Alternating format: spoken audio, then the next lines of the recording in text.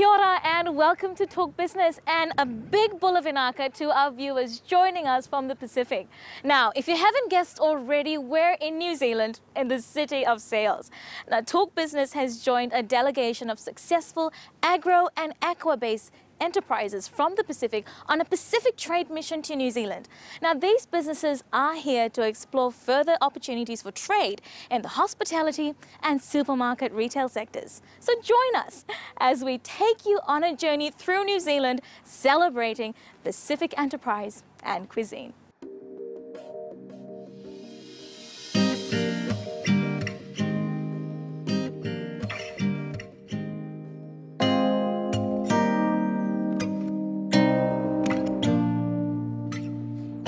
Auckland, a cosmopolitan city against a stunning harbour backdrop that doesn't fail to impress. It's perhaps New Zealand's most diverse city that offers a fusion of cultures, languages and cuisine. But what's more interesting is that Auckland is by far the melting pot of the Pacific. This is exactly why a trade mission of 7 leading Pacific agro and aqua-based enterprises decided to explore further opportunities for trade in Auckland. Organised by the European Union-funded Increasing Agricultural Commodity Trade, or IAC project, in partnership with the Pacific Trade and Invest, the idea behind the trade mission was to tap into New Zealand's hospitality and supermarket retail sectors. It's about getting Pacific ingredients onto supermarket shelves, restaurants and home-cooked meals. The hospitality sector, Robert Oliver, what an amazing ambassador he is for us, and he's showing these New Zealand chefs how to use our ingredients. Michael Meredith, the Samoan chef, he's also doing a great job. So yeah, little by little and with more publicity, we'll get more and more people using Pacific ingredients in their homes, in their meals. The idea was also to get Pacific exporters to break into New Zealand's retail market and begin value adding, offering another dimension to trade. A majority of the companies are currently exporting, a lot of them in bulk. So we wanted to look at the opportunities of moving them up the value chain, giving them real insight in different sectors, so organic sector, hospitality sector, and the movement away from, I guess, as a bulk supplier to perhaps a retail, entering the retail market. So we see a lot of opportunity for the Pacific Island to move up the value chain. The 7 Pacific enterprises are established businesses already exporting to markets abroad. Varivau Holdings from the Solomon Islands trades premium ground coffee. The crab company farms mud crabs here in Navua, and Nature's Way exports a variety of fruits and vegetables from Fiji.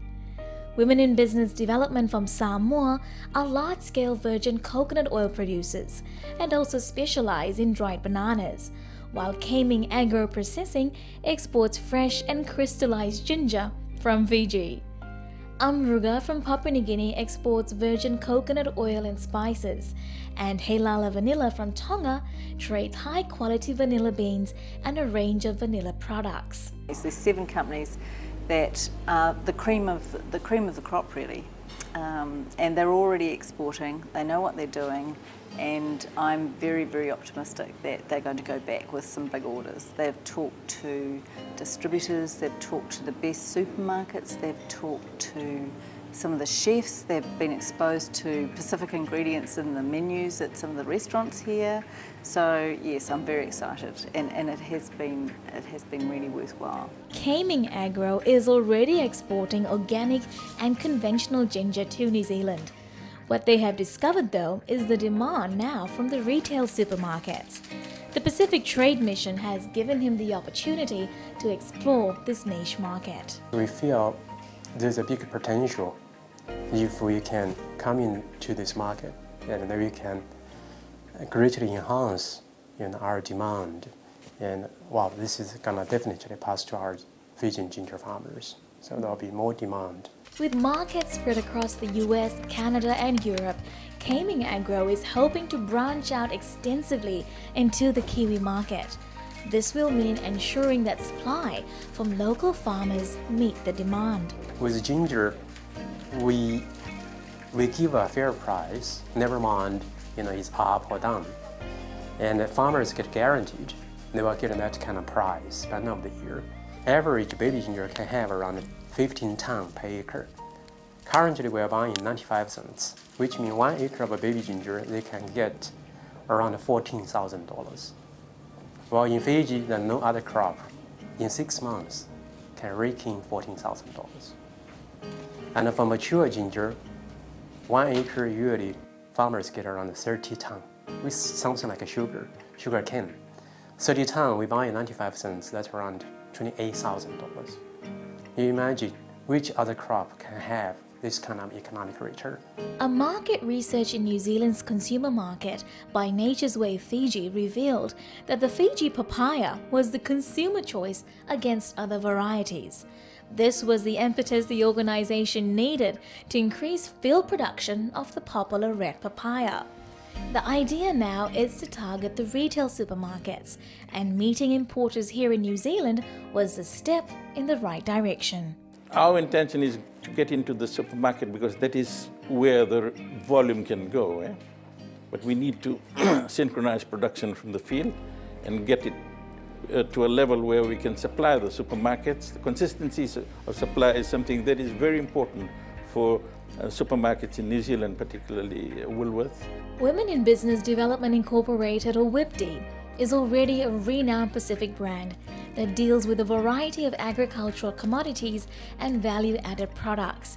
Exploring further opportunities here in the New Zealand market means a trickle-down effect to Samoan farmers. Well, we came with an attitude that we needed to learn, and that's what's happened on this journey. We've met some really generous people who are, they're distributors, they're retailers. They're telling us what we need to do and how we can grow our product.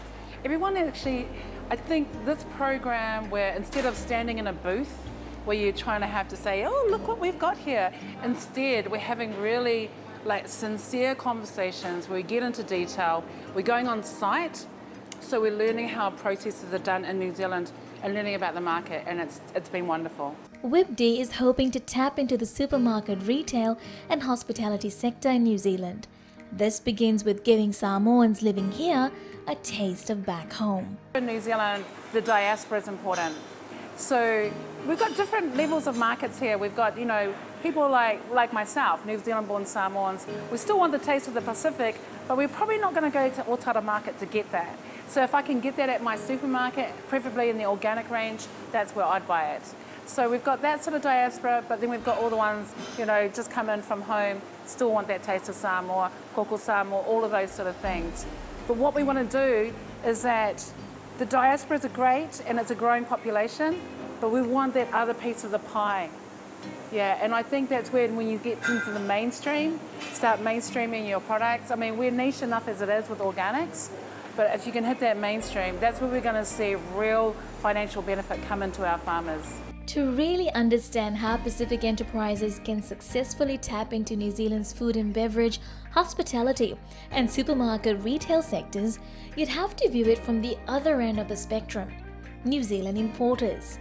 When you come to New Zealand to sell your products or around the world, that you've got the opportunity to set a price and set a brand and tell a story. Don't try and undervalue what has gone before or what's out there in relationship to what your product is. Come in, be strong with your brand, set a price, be aware that you're going to have your prices cut back by the people you're dealing with, the supermarkets, the distributors. That's their mentality, cheaper. Don't go that way, go the other way. Given the large presence of the Pacific diaspora here in New Zealand, there's already growing interest in Pacific flavors and food. There's more demand of Pacific Islander products, such as the tuna, swordfish, the mahi-mahi, all sorts of grouper, and other products as well, like coconut cream, coconut oil, and fruits and all types of veggies as well.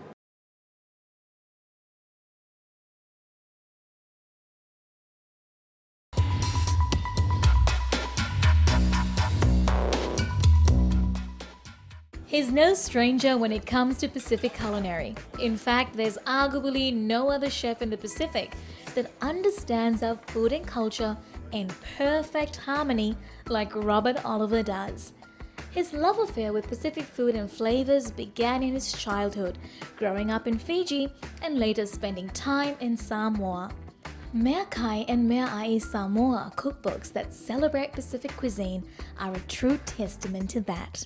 This is where you see chefs as leaders, actually. It's cultural leaders and economic leaders and health leaders, because chefs have the capacity to communicate through their menus, they get attention, chefs do books, cookbooks. This is where the power really comes in. It comes in with books and with television. I did not create that, all I did was tell that story.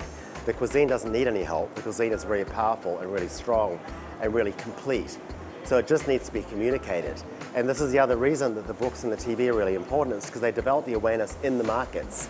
It's not just in our own markets, in these markets. They're powerful agents of awareness. Pacific food and ingredients have come of age and are now being recognized for their potential in world cuisine.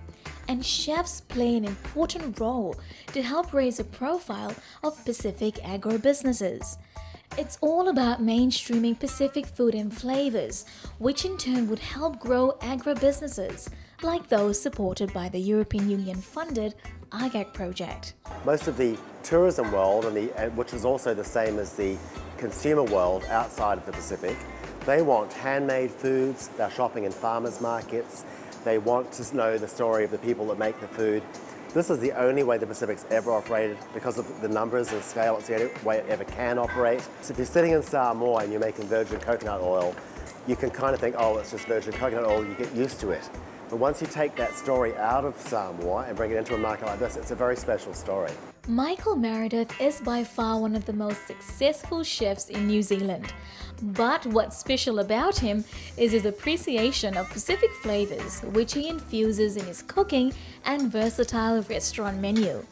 By doing so, he's not only mainstreaming Pacific flavors, but invokes interest in Pacific cuisine. Now with people like Robert Oliver, who's done a lot of exposure to the Pacific region, has really given it that sort of kick. And now people are quite proud of what they're producing, which in turn sort of start providing all the ingredients that, there's massive scope for it.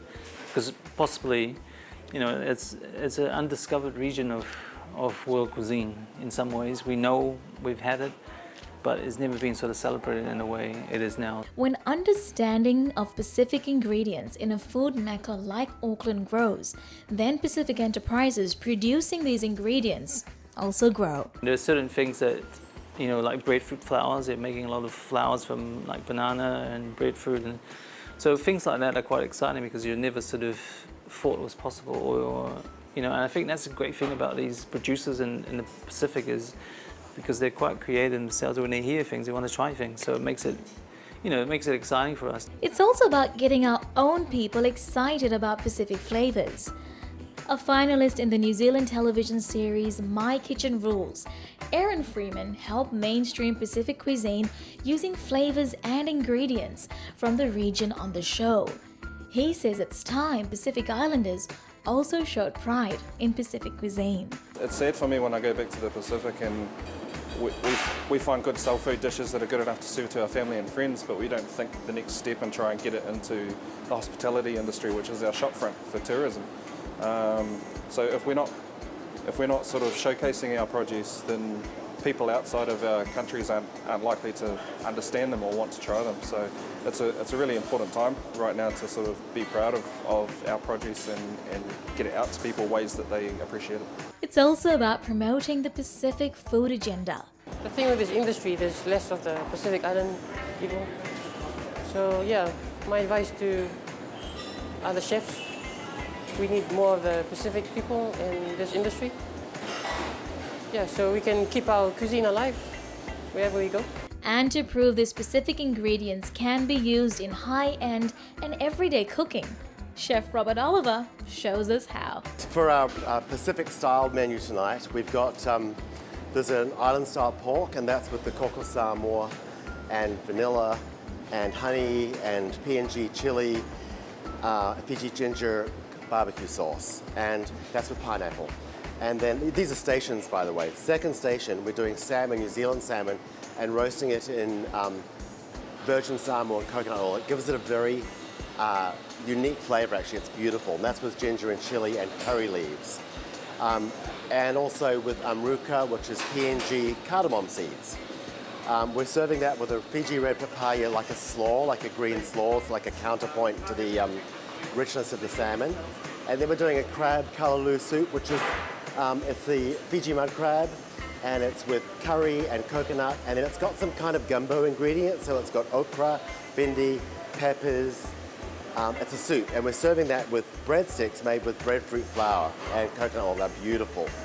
And then for dessert, we're doing a misiluki, which is dry banana Samoan pudding.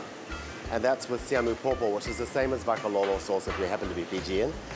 And that's got a little bit of coco Samoa in it, in the sauce. And also Fiji ginger once again, the crystallized ginger. It's beautiful. The flavor's really like sparkling.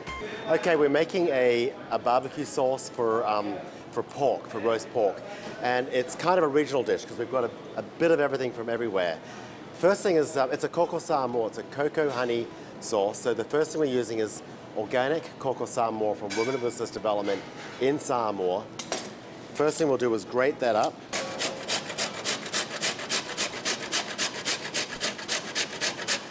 Just like that. Okay, the other ingredients in this sauce are honey. Now this is New Zealand honey, but it could be the Excellence honey from Samoa. We're also going to use Fiji ginger, fresh ginger, and we're going to use Halala vanilla from Tonga, and we're going to use these beautiful little chilies from PNG, little round chilies. Okay, this is Samoan coconut oil, virgin coconut oil. Just something to cook the ginger in. We're going to add a little bit of the ginger. Just cook that a bit. Wow.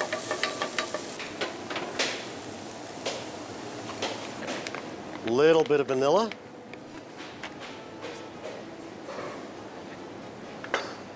Like so. Open it so that the seeds come out easily. You can add some honey.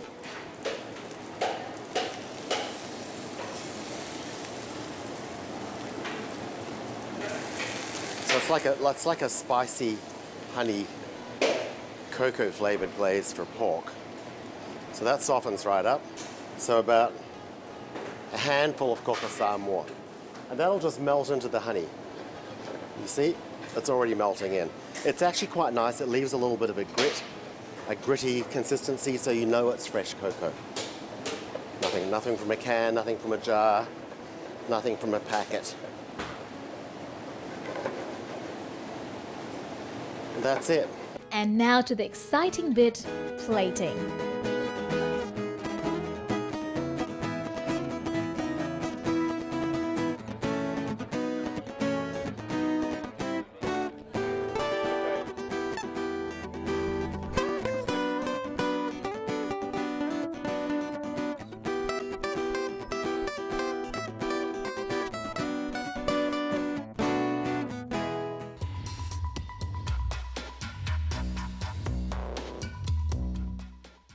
An interesting discussion that emerged out of the Pacific Trade Mission was the need to have a Pacific recognized standard for agricultural commodities exported out of the region. Now take for instance virgin coconut oil. Various exporters in the Pacific use either the cold press method or the direct expelling method, that is either using fermentation or heat to extract the VCO. Now, if a minimum standard is put in place, then all Pacific producers can aspire to meet these requirements for export. It's time we started looking at creating, at ensuring that we have standards and be Pacific standards, and we know what we're making, we know what we can use it for. It's something that we need to take out to the world. You know, we all export taro, or we know of taro. How about we look at that and have that standardized? You know, look at size, all the different aspects of the taro. It's the same thing as vanilla in Papua New Guinea. We did vanilla, but the problem was we didn't have a standard.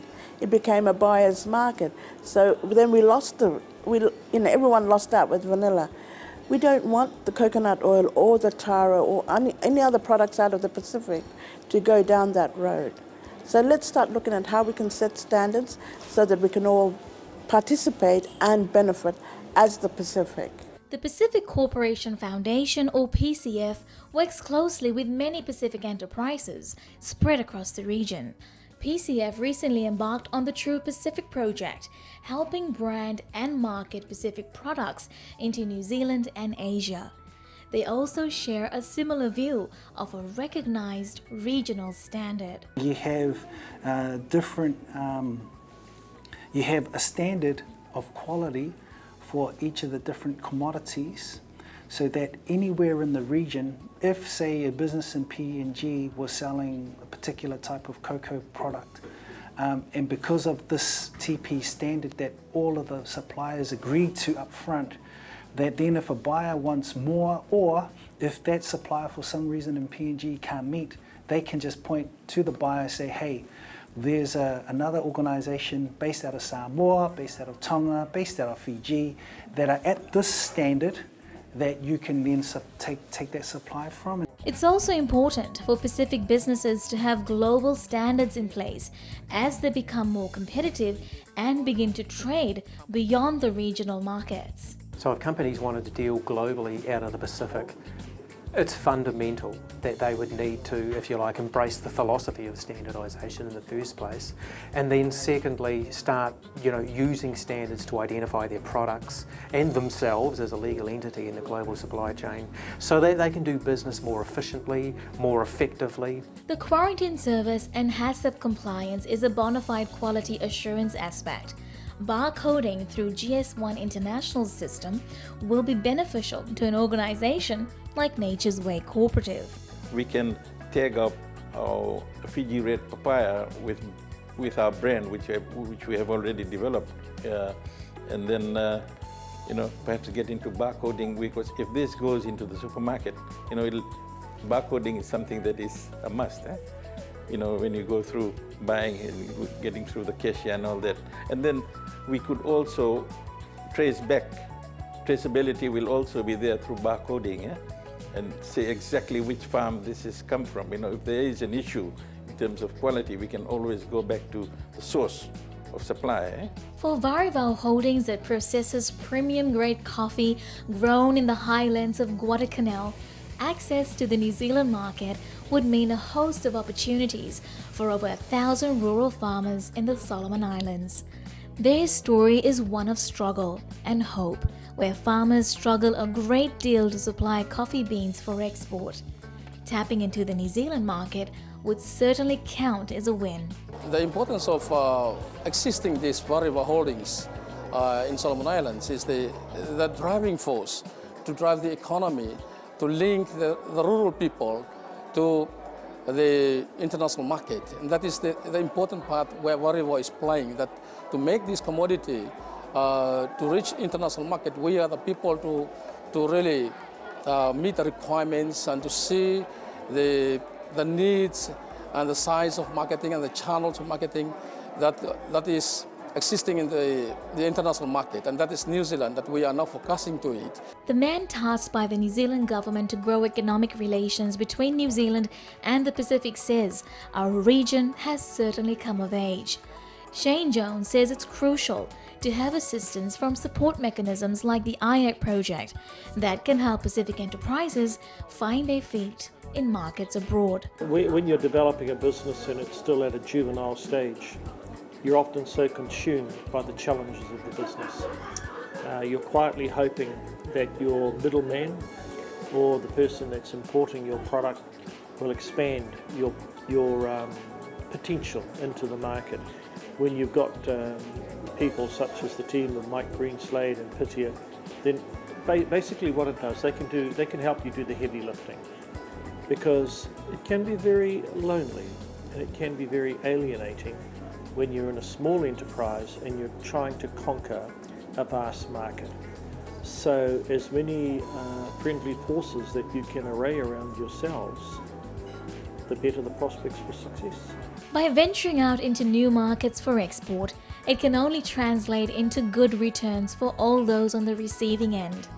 Through the assistance of IACT with support from the EU, these businesses can help those down the value chain also grow. With ACT and EFFECT, and thanks to the contribution of Fiji government. And we'd like to keep on work with the European Union, Fiji government, together to promote this ginger industry, and finally, everybody benefits, private sectors, farmers, and Fiji, this country as a whole. It saved us money and it saved us time. You know, maybe we could have made all these contacts, but it would have taken many trips coming back and forth. These guys have opened doors. Through the funding through the European Union, made it possible. It's really pushed me up, and I now come to another level or stage that it's now making it a possible level that I now try to come to this far, and now to come to level where New Zealand is also looking at. That I am happy that all the support that IAC provided to Wariwa Holdings. And we really do appreciate all that IAC has done for us. Even all the work that we do with PITI New Zealand, it's been just a wonderful experience for us. There's been a participation of IAC participants in New Zealand in a trade fair recently, and this has really been important to showcase what the Pacific has to offer. I think the benefits of increased trade, the benefits of increased, let's say, industrial production by these small businesses are considerable in terms of employment, in terms of helping people to improve their livelihood. But we have to acknowledge the European Union, who have been forward-thinking enough to choose SPC, the Secretariat of the Pacific Community, to actually do this work on behalf of the Pacific. And I feel very privileged to be part of the IACT Increasing Agricultural Trade team, helping these exporters to come here. And obviously, being a Kiwi, it's even more exciting that I'm bringing these Pacific enterprises back home, to my home.